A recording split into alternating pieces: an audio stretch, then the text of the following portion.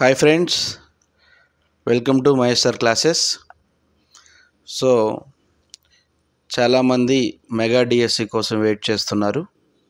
So దాన్ని దృష్టిలో పెట్టుకొని మనం టెట్ డిఎస్సికి సంబంధించినటువంటి ఎన్సిఆర్టీలో ఉండేటువంటి పుస్తకాల్లో చాప్టర్లోవి చాలా ఇంపార్టెంట్ అయినటువంటి మ్యాటర్ని మనం తీసుకొని మన క్లాసెస్లో అప్లోడ్ చేయడం జరుగుతూ ఉంది.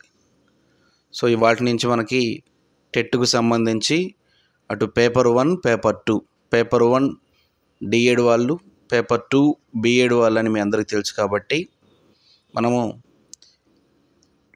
రోజుకొక చాప్టర్ని, ఒక్కొక్క సబ్జెక్ట్ని చాలా వివరంగా ఎక్స్ప్లెయిన్ చేసుకునే సందర్భం దీంట్లో కనిపిస్తుంది.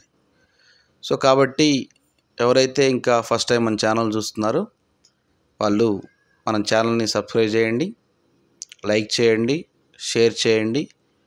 ఓకేనా? సో డైలీ మనం కంటెంట్ మెయిన్ రానున్నటువంటి రోజుల్లో టెట్ తర్వాత డిఎస్సి, ఎందుకంటే మనకు చెప్తున్నటువంటి ముఖ్యమంత్రి కానీ డిప్యూటీ సీఎం కానీ మెగా డిఎస్సి వేస్తామని చెప్తున్నారు. కాబట్టి సో భారీ ఎత్తున నోటిఫికేషన్లు ఉన్నాయి. సో ఇది జనరల్ స్టడీస్కి కూడా ఉపయోగపడుతుంది. ఇప్పుడు నేను చెప్పబోయేటువంటి చాప్టర్ పండగలు అనేటువంటి చాప్టర్ జనరల్ స్టడీస్ కూడా ఉపయోగపడుతుంది. కాబట్టి ఎస్పెషల్లీ టెట్ పేపర్ 1, పేపర్ 2కి సంబంధించి ఎవరైతే ప్రిపేర్ అవుతున్నారో ఈ వీడియో చూస్తే మీకు చాలా క్లియర్గా అర్థమవుతుంది. సో ఈరోజు నేను థర్డ్ క్లాస్లో తెలుగు కంటెంట్ తీసుకోవడం జరిగింది. సో 3వ తరగతి సంబంధించి తెలుగు కంటెంట్లో 5వ చాప్టర్ తీసుకున్నాను. 5వ చాప్టర్ పేరు కూడా చెప్తున్నాను అక్కడ, మన పండుగలు. సో చాప్టర్ పేరు వచ్చేసి మన పండుగలు. దీంట్లో అంటే 3వ తరగతిలో మన పండుగలు అనే చాప్టర్లో ఏముందో మొత్తం దీంట్లోనే నేను ఒక పీడిఎఫ్ రూపంలో రాయడం జరిగింది. సో కాబట్టి టెట్కి ఎవరైతే ప్రిపేర్ అవుతున్నారో కేవలం ఎన్సిఆర్టీ పుస్తకాల నుంచి ఇస్తాడు. కాబట్టి 3వ తరగతి నుంచి దాదాపు 12వ తరగతి వరకు ఎక్స్ప్లెయిన్ చేస్తాను. కాబట్టి ముందుగా 3వ తరగతిలో ఇంపార్టెంట్ అయిన చాప్టర్ని మన పండుగలు అనేటువంటి చాప్టర్ని చూస్తే మనకి పండుగలు అనగానే గుర్తొస్తుంది తెలుగు సంవత్సరాది. చాలా ఇంపార్టెంట్. ఎందుకంటే భారతదేశము ఆనాటి కాలం నుంచి ఈనాటి కాలం వరకు అనేక రకాల మతాలతో ఉంది. కాబట్టి ఒక్కొక్క మతానికి అనేక రకాల పండుగలు ఉన్నాయి. సో ఎగ్జామినేషన్లో పండుగలు మించి ఖచ్చితంగా ఒక మార్క్ వస్తుంది టెట్ పేపర్ 1, పేపర్ 2లో. మొట్టమొదటిగా నేను ఉగాది అనేటువంటి పండుగను తీసుకున్నాను. కొద్ది రోజుల్లో ఉగాది పండుగ కూడా వస్తుంది. ఏంటి ఉగాది? ఉగాది నుంచి మిమ్మల్ని బిట్ అడగాలంటే అక్కడ చాప్టర్లు ఏమి ఇచ్చాడంటే చైత్రమాసంలో మొదటి తిథి పాడ్యము నాడు ఈ ఉగాది అనేటువంటి పండుగ వస్తుంది. తెలుగు సంవత్సరాల్లో ఉగాదిని నూతన సంవత్సరంగా పిలుస్తారు. మా అందరికీ తెలుసు ఇంగ్లీష్ క్యాలెండర్ ప్రకారం అయితే జనవరి 1ను న్యూ ఇయర్గా పిలుస్తారు. తెలుగు సంవత్సరాల ప్రకారము, తెలుగు క్యాలెండర్ కాలమాన ప్రకారము ఉగాదిని నూతన సంవత్సరంగా పిలుస్తారు. సో ఎగ్జామినేషన్లో మిమ్మల్ని ఎప్పుడు వస్తుందంటే మొదటి తిథి పాడ్యం నాడు ఏ మాసంలో వస్తుందని ఎగ్జామ్లో అడుగుతాడు. సో చైత్రమాసం అని చెప్తే అక్కడ మనకి ఎగ్జామినేషన్లో బిట్ అడిగే అవకాశం ఉంది. ఏ పండగ అంటే ఉగాది. ఓకేనా? అంతేకాకుండా ఉగాది తర్వాత మనల్ని ఎక్కువగా అడుగుతున్నటువంటి పండుగ శ్రీరామనవమి. సో కొంచెం బ్యాక్గ్రౌండ్ తెలవాలి. యాక్చువల్లీ మనకి టెట్ కాబట్టి అంత బ్యాక్గ్రౌండ్ అవసరం లేదు. ఓకేనా? మనకి యాజ్ ఇట్ ఈజ్గా బుక్లో ఏముందో దాని మించే మనల్ని బిట్ అడిగే అవకాశం ఉంది. సో కాబట్టి శ్రీరామనవమి గురించి ఒకసారి మనం చూసుకుంటే రాముడు ఏలినటువంటి, ఎందుకంటే కృతయుగం, త్రేతాయుగం, ద్వాపరయుగం, కలియుగం. సో 2వ యుగానికి సంబంధించినటువంటి రామాయణం గురించి మనకి తెలియజేస్తుంది. ఓకేనా? ఎగ్జామినేషన్లో మనకి రామాయణం అనగానే ఎవరు రచించారని అడుగుతాడు. వాల్మీకి. సంస్కృతంలో మొట్టమొదటిసారిగా వాల్మీకి రామాయణం రచించాడు, మీ అందరికీ తెలుసు. ఒకవేళ బిట్టు మిమ్మల్ని అడగాలంటే, ఇంకా డీప్గా అడగాలంటే తెలుగులో తొలి రామాయణం ఏదని అడుగుతాడు. రంగనాథ రామాయణం. సో ఇటువంటి ప్రశ్నలన్నీ కూడా వస్తాయి. కాబట్టి సో మనం చదివేటప్పుడు కాస్త దానికి బ్యాక్గ్రౌండ్ ఏది ఉందో కూడా చదువుకుంటే మనకు ఖచ్చితంగా ఎగ్జామ్లో యూస్ఫుల్ అవుతుంది. సో వాటెవర్ శ్రీరామనవమి అనేది రాముని యొక్క జన్మదినం. ఇది కూడా చైత్రమాస శుద్ధ నవమి రోజున వచ్చింది. కాబట్టి ఈ రోజునే శ్రీరామనవమి జరుపుకుంటామని చెప్పేసి మనకి పండుగల చాప్టర్లో వస్తుంది. సో రాముడు చేసినటువంటి వనవాసము, రాముడు రావణాసుడితో జరిగినటువంటి యుద్ధము, ఇదంతా మనకి రామాయణ కాండాల్లో మనకు తెలుస్తూ ఉంటుంది. ఓకేనా. నెక్స్ట్ అదే రాముడు రావణాసుడిని చంపిన రోజున మనం దసరాగా కొనియాడుతున్నాం. సో రాముడు ఎప్పుడైతే సీతను అపహరించిన తర్వాత సీత చాలా కాలం వరకు లంకలో ఉన్నట్లుగా మనకు రామాయణం చెప్తుంది. కాబట్టి రాముడు హనుమంతుని ఆ యొక్క సైన్యంతో, లేకపోతే దానికి ఉన్నటువంటి ఆ సేనను తీసుకొని లంకపై దండెత్తి రావణాసురుని సంహరించిందే రామాయణం యొక్క ఇతివృత్తం అనమాట. సో కాబట్టి ఆ రాముడిని రావణాసురుడు చంపిన రోజే మనం దసరాగా జరుపుకుంటామని చెప్పేసి మనకి ఈ చాప్టర్లో చెప్పడం జరిగింది. సో కాబట్టి దసరా అన్నాను కాబట్టి నీకు ఖచ్చితంగా ఒక బిట్ వచ్చే అవకాశం ఉంది. ఏంటి దసరా? ఇది ఎప్పుడు వస్తుంది సార్ అంటే అశ్వయుజ మాసం శుద్ధ దశమి రోజున దసరా పండుగ వస్తుంది. సో దసరా పండుగకి అనేక రకాలైనటువంటి మనం చేస్తూ ఉంటాం. దానికంటే ముందు ఒక 9 రోజుల పాటు బతుకమ్మను కూడా మనం చేస్తూ ఉంటాం. తెలంగాణలో అత్యంత ప్రసిద్ధమైనటువంటి పండుగల్లో బతుకమ్మ పండుగ మనకి చాలా చాలా ఇంపార్టెంట్. సో మనకి ఇక్కడ దసరా ఎప్పుడు వస్తుంది సార్ అంటే అశ్వయుజ మాసం రోజున శుద్ధ దశమి రోజున దసరా వస్తుందని చెప్పుకోవచ్చు. సో ఈ దసరాకి సంబంధించి మనకి బాగా మనం ఎక్కువగా జమ్మి చెట్టు గురించి వింటాము. ఇంకోటి పాండవుల యొక్క ఆయుధాల గురించి ఎప్పుడుగా మనం కథలుగా వింటాం. సో దీని బ్యాక్గ్రౌండ్ మనకు అవసరం లేదు, కానీ పాండవులు తమ ఆయుధాలను జమ్మి చెట్టుపై దాచారు. ఆ ఆయుధాలను తీసిన రోజున మనం దసరా పండుగ చేసుకుంటాం అన్నట్లుగా మనకి ఈ యొక్క 3వ తరగతి తెలుగు పుస్తకాలు ఇవ్వడం జరిగింది. ఎప్పుడైతే మహాభారత యుద్ధం కంప్లీట్ అయిందో, యుద్ధం అయిపోయిన తర్వాత పాండవులు తమ యొక్క ఆయుధాలను జమ్మి చెట్టుపై ఉంచారు. అందుకని ఈరోజు చూడండి, దసరా చిట్ట చివరి రోజున అమ్మవారిని ఊరేగింపే రోజు ఆ జమ్మి చెట్టుకి పాలపిట్టను చూసేటువంటి పాలపిట్టను కూడా చూసి జమ్మి చెట్టుకి పూజలు చేస్తూ ఉంటాం. సో కాబట్టి విజయదశమి రోజున ఏ పండుగ జరుపుకుంటాం? దసరా పండుగ జరుపుతాం. ఎగ్జామినేషన్లో అడుగుతాడు. ఈ రోజున ఏ పక్షిని చూస్తామని ఎగ్జామినేషన్లో అడిగితే పాలపిట్టను చూస్తామని చెప్పుకోవచ్చు. ఏ చెట్టును పూజిస్తారు? జమ్మి చెట్టుని. కారణం ఏంటి? ఇదే జమ్మి చెట్టు పైన పాండవులు తమ ఆయుధాలను దాచిపెట్టినట్లుగా మనకి ఇతిహాసం చెప్తుంది. కాబట్టి ఇది దానికి ఉన్నటువంటి బ్యాక్గ్రౌండ్. నెక్స్ట్ ఇకపోతే దసరా తర్వాత ఎగ్జామినేషన్లో మనకు అడిగే అవకాశం ఉన్నటువంటి పండుగ దీపావళి. దసరా తర్వాత వచ్చిన 15 నుండి 20 రోజుల తర్వాతకి అశ్వయుజ మాసంన బహుళ అమావాస్య నాడు జరుపుకునే పండగే దీపావళి. దీపావళి కూడా మనకి ఏదో ఒక ఐడెంటిఫికేషన్ ఉంటుంది. నరకాసురుడి వధ సందర్భంగా జరుపుకునే పండగే దీపావళి. ఆనాడు మాత అమ్మవారు నరకాసురుడి వధ నుంచి ప్రజల్ని కాపాడిన సందర్భంగా, ఆ నరకాసురుడిని చంపిన సందర్భంగా జరుపుకునే పండగే దీపావళి పండగగా ప్రజలు చెప్పుకుంటారు. ఎగ్జామినేషన్లో ఇంతకుముందు అడిగినటువంటి ప్రశ్న, దీపావళి పండుగ రోజు ఏ దేవతను పూజిస్తారని అడుగుతాడు. ఖచ్చితంగా ఎగ్జామినేషన్లో అడిగేటువంటి అవకాశం ఉంది. ఏ దేవతను పూజిస్తారు సార్ అంటే లక్ష్మీదేవిని పూజిస్తారు. ఇది ఖచ్చితంగా చాలా చాలా ఇంపార్టెంట్. సో కాబట్టి ఈ దసరా దీపావళి తర్వాత అత్యంత ఇంపార్టెంట్ అయిన పండుగ సంక్రాంతి. సంక్రాంతికి ఒక స్పెషల్ మనకి ఒక కొత్తదనం కనిపిస్తుంది. ఏంటి?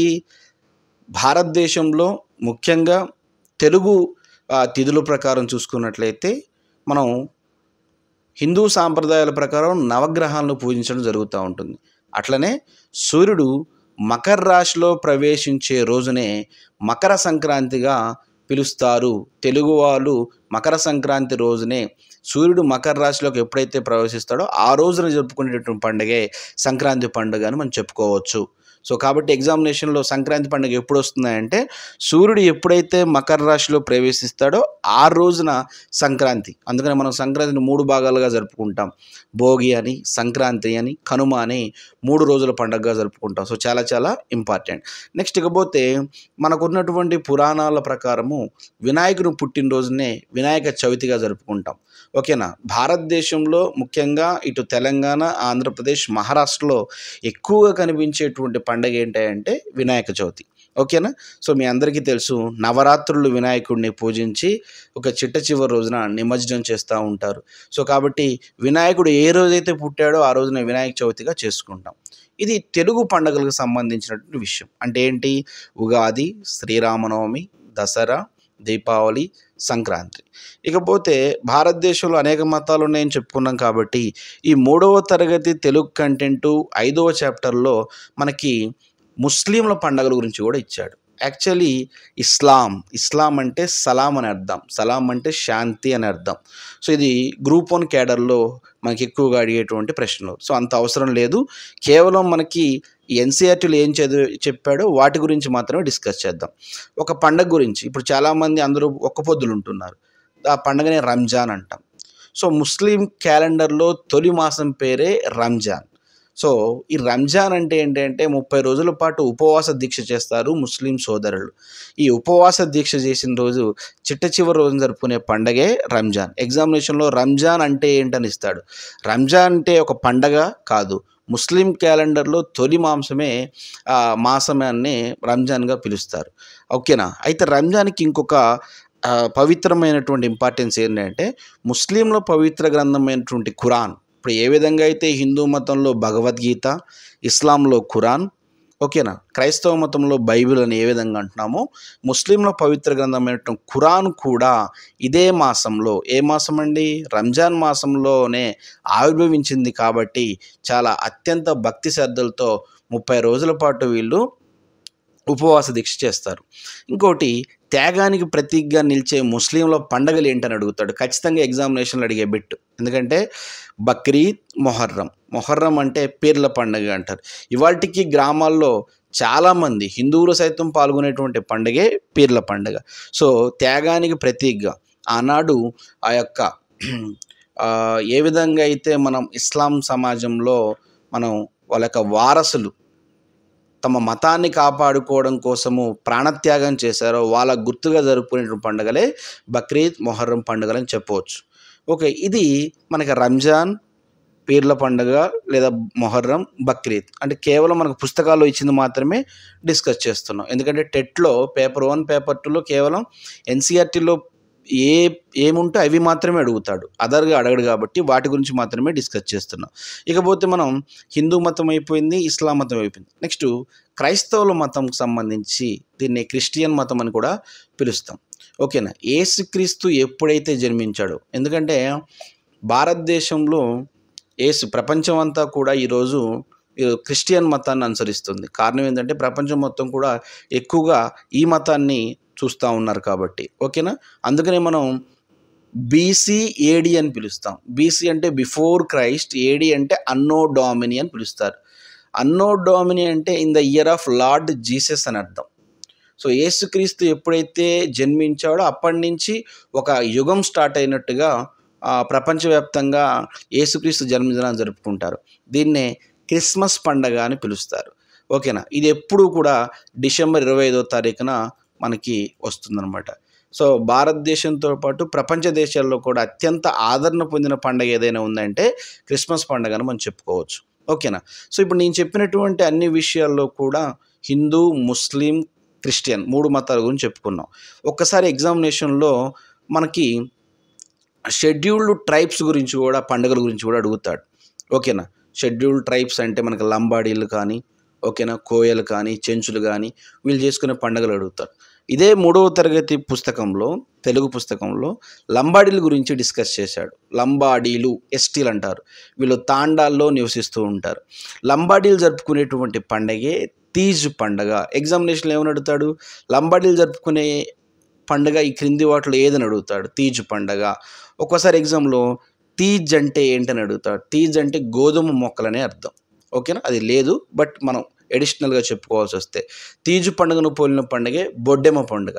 బొడ్డెమ్మ పండుగ అంటే ఏం లేదండి, కన్నెపిల్లలు పెళ్ళి కావాలని చెప్పేసి జరుపుకునేటువంటి పండుగనే బొడ్డెమ్మ పండుగ అని పిలుస్తారు. ఓకేనా? ఈ తీజు పండుగలో కూడా కన్నెపిల్లలు ఎక్కువగా ఈ తీజు పండుగలో పాల్గొంటూ ఉంటారు. కారణం ఏంటంటే వాళ్ళకి త్వరగా పెళ్ళి కావాలని. ఓకేనా? ఈ ఎక్కువగా బొడ్డెమ్మ పండుగ, తీజు పండుగని వాళ్ళు ఎక్కువగా ఆరాధిస్తూ ఉంటారు. ఓకేనా? సో కాబట్టి తీజు పండుగను పోలిన పండుగే బొడ్డెమ్మ పండుగ. కరెక్ట్గా ఎగ్జామినేషన్లో ఒకవేళ అడిగితే, ఓకేనా, ఇప్పటివరకు అడగలేదు, అడిగితే బొడ్డెమ్మ పండుగ ఎప్పుడు వస్తుందంటే ఎప్పుడైతే మీరు దసరాకి నవరాత్రులు 9 రోజులు బతుకమ్మ జరగడానికంటే వారం రోజుల ముందు జరుపుకునేటువంటి ఈ యొక్క లంబాడీ తెగ జరుపుకునేటువంటి పండుగే బొడ్డెమ్మ పండుగ. ఓకేనా? నెక్స్ట్ కన్నెపిల్లలు జరుపుకునేటువంటి పండుగ ఏదంటే తీజ్. తీజ్ అంటే ఇందాక నేను చెప్పాను. తీజ్ అంటే ఏం చెప్పాను? ఆ గోధుమ మొక్కలని అర్థం అనమాట. సో ఈ విధంగా ఎగ్జామినేషన్లో అంటే ఈరోజు ఉన్నటువంటి మన చాప్టర్లో కేవలం 3వ తరగతి తెలుగు కంటెంట్లో ఒక చాప్టర్ తీసుకున్నాను. ఏ చాప్టర్ అది? మన పండుగలు అనేటువంటి చాప్టర్ను మాత్రమే తీసుకోవడం జరిగింది. సో మన పండుగలు అనేటువంటి చాప్టర్ తీసుకున్నాం. ఆ చాప్టర్లో ఇవి మాత్రమే ఉన్నాయి. సో వీటి గురించి మాత్రమే మనం చదువుకోవాలన్నమాట. ఓకేనా? సో మనం డైలీ ఒక్కొక్క చాప్టర్కి సంబంధించి టెట్ పేపర్ 1 పేపర్ 2కి సంబంధించి, ఎందుకంటే రానున్న రోజుల్లో టెట్ పడుతుంది, మెగా డిఎస్సి పడుతుందన్న ఉద్దేశంతో, ఇది మీకు యూస్ఫుల్ అవుతుందన్న ఉద్దేశంతో దీన్ని స్టార్ట్ చేయడం జరిగింది. Okay, all the best. ఇంకొకసారి మన ఛానల్లో డైలీ ఇన్ఫర్మేషన్ కావాలంటే ఓకేనా, మన మహేష్ సార్ క్లాసెస్ యూట్యూబ్ ఛానల్ని సబ్స్క్రైబ్ చేయండి. ఓకేనా, నెక్స్ట్ ఫాలో చేయండి, లైక్ చేయండి, షేర్ చేయండి. Thank you all of you.